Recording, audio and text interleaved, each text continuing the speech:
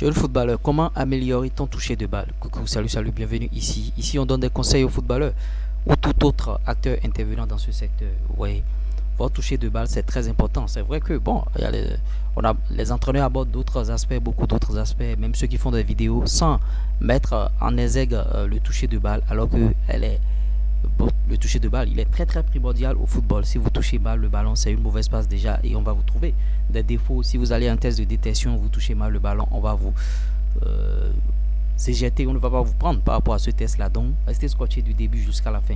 Pour plus de conseils, vous pouvez contacter le plus 229 53 63 87 30 pour d'autres informations. Le toucher de balle, et je vais vous dire ce qu'il faut faire pour mieux toucher le ballon. Quand vous faites une passe d'abord, le ballon doit rouler pour aller vers votre partenaire.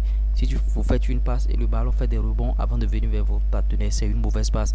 Les recruteurs, les détecteurs voient ça comme une mauvaise passe. Vous allez croire que vous avez déjà fait une bonne passe parce que la balle est venue à destination, alors que ce n'est pas le cas.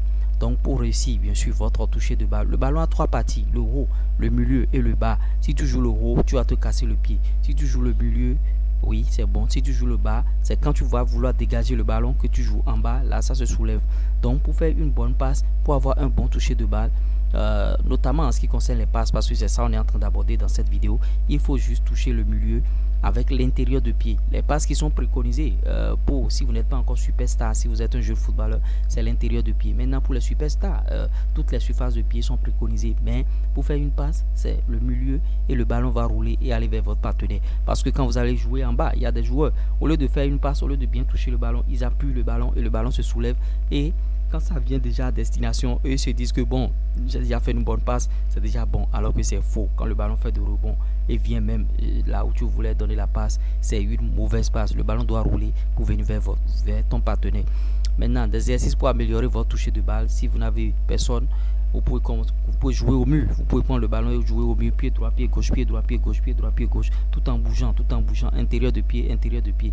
C'est un exercice très très bon. Si vous n'avez pas un partenaire avec qui travailler, c'est avec le mur, vous allez travailler tout simplement pour bien sûr améliorer votre toucher de balle, et il faut le faire plusieurs fois. Il faut aussi travailler la coordination avec les échelles et tout, donc ça va beaucoup vous aider. Donc voilà un peu en ce qui concerne le toucher de balle, ce qu'il faut savoir.